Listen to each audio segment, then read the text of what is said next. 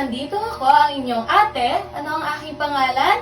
Ako si Ate Winnie. Ngayon, ako ang magkukwento. Ngayon, nasaan na daw tayong lesson? Nasa lesson 22. Okay, bago tayo makipinig ng kwento is, magkakaroon muna tayo ng action song. Okay, naaalala nyo ba yung action song natin? Asan daw yung ulo? Asan daw yung balikat? Asan daw yung kamay? Asan daw ang bewang? Asan daw ang tuhod? At asan ang paa? O ituturo ko sa inyo ang step ha. Ako ay may ulo na aking ginagalaw hanggang sa umabot tayo sa ating paa. Okay, handa na ba kayo? Handa na ba kayo? Okay, ako ay may ulo na aking ginagalaw, aking ginagalaw, aking ginagalaw. Ako ay may ulo na aking ginagalaw. Salamat sa Panginoon. Balikat. Ako ay may balikat. Mabilis. Aking ginagalaw, aking ginagalaw, aking ginagalaw. Ako ay may balikat na aking ginagalaw. Salamat sa Panginoon. Kamay. Ako ay may kamay na aking ginagalaw, aking ginagalaw, aking ginagalaw. Ako ay may kamay na aking ginagalaw. Salamat sa Panginoon. Bewang. Ako ay may bewang na aking ginagalaw, aking ginagalaw, aking ginagalaw. Ako ay may bewang na aking ginagalaw. Salamat sa Panginoon. Tuhod. Ako ay may tuhod na aking ginagalaw, aking ginagalaw, aking ginagalaw. Ako ay may tuhod na aking ginagalaw. Salamat sa Panginoon. Paa. Ako ay may paa na aking ginagalaw, aking ginagalaw, aking ginagalaw. Ako ay may paa na aking ginagalaw. Salamat sa Panginoon. Okay, bago tayo magsimula sa ating kwento is, magpe-pray muna tayo. Ano ba yung ginagawa pag number 1? Pagdikitin ng kamay. Number 2, pikit. At number 3, yuko at walang makikipag-usap sa katabi. Number 1, number 2, at number 3. Okay, let's pray. Panginoon, maraming salamat po sa oras po na ito na makakapakinig po kami ng kwento. Panginoon, buksan niyo po ang aming puso't isipan sa aming papakinggan at gabayan niyo po kami ngayong araw. In Jesus' name we pray. Amen. Okay, magkakaroon ulit tayo ng isang action song. Okay, alam niyo ba yung God made me, He made everything. Okay, tuturo ko sa inyo yung step ha. God made me, He made everything. God's loved me, He can do anything. If I run over here, if I run over there, God is everywhere. Cause He loves me. Pag sinabi kong up, when I go up, up, up. Pag sinabi ko naman down, when I go down, down, down. I believe what I found. When the looking gets bored and I search for Him, He rewards me. Cause He loves me. Okay, handa na ba kayo? Okay, let's start na ha. God made me, He made everything. God loves me, He can do anything. If I run over here, if I run over there, God is everywhere. Cause He loves me. Up, when I go up, up, up. I know He's there. Down, when I go down, down, down. I believe what I found. When the looking gets bored and I search for Him, He rewards me. Cause He loves me. Okay, maaari na kayong umupo. Ngayon, handa na ba kayo sa panibagong kwento, mga bata? Di ko narinig. Handa na ba kayo? Okay, bago tayo magsimula is, meron dito akong mga puzzle. At kailangan nyo itong buuin. Bibigyan ko lamang kayo ng 10 segundo. At pagkatapos ng 10 segundo is, tatanungin ko kayo kung ano yung nabuo nyo. Okay, bibigay ko sa kanya. At dito naman sa kabilang grupo. Okay, ano daw po yung nabuo nyo sa puzzle? Okay, isang batang lalaki at isang matandang lalaki. At makikita nyo siya sa ating kwento ngayon. Okay, ang title ng ating kwento is Mahalin at sundin ang Diyos. Ano daw po yung title ng kwento natin? Maaari nyo bang ulitin? Okay, mahalin at sundin ang Diyos. Kasi mamaya tatanungin ko kayo kung ano yung title ng story natin. Kasi mamaya magkakaroon tayo ng mga tanungan. At kung sino yung makakasagot, siya ay makakakuha ng extra prize.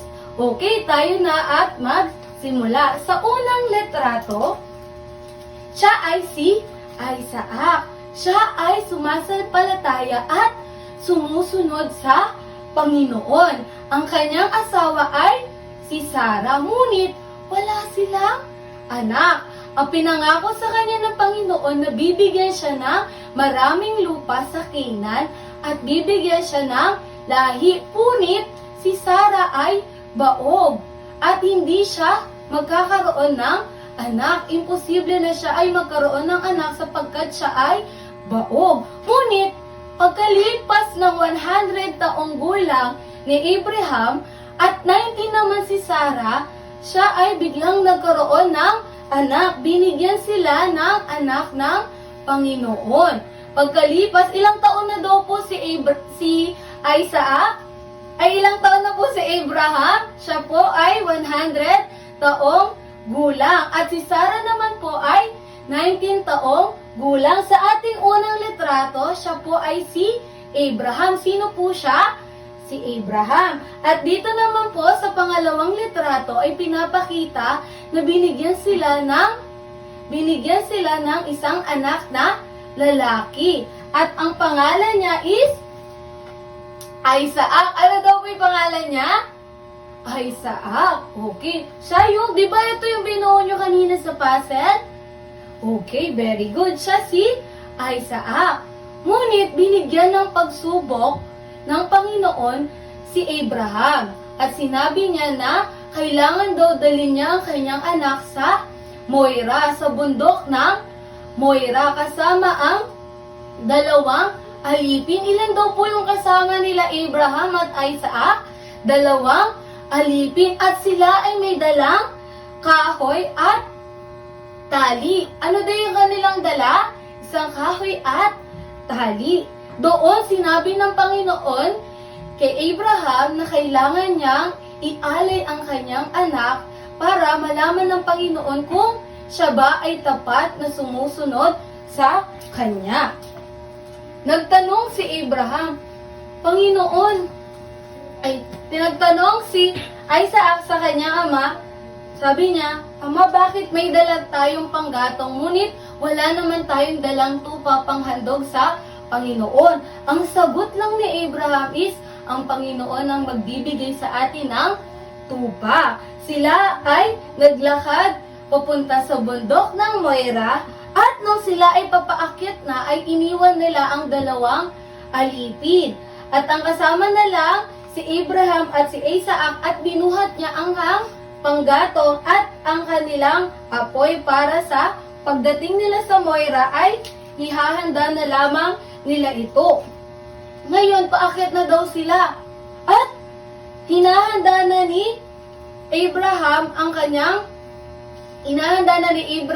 kanyang panggatong at doon niya ilalagay si Isaac. Sila ay hinanda ito at pagkatapos nun, tinali ni Abraham si Isaac sa isang bato at sinabi niya na Panginoon, ito po ay hinahandog ko na po sa inyo ang aking anak. Ngunit, pinigilan ng Panginoon si Abraham at sinabi niya na ikaw ay tapat na naglilingkod at sumusunod sa akin. At paalisin mo na ang iyong anak sa may batuhan. At ako ang maghahandog sa iyo ng tupa. Pagkatapos nun ay bibiglang lumitaw na tupa dito malapit sa isang puno at yon ang ihandog nila sa Panginoon.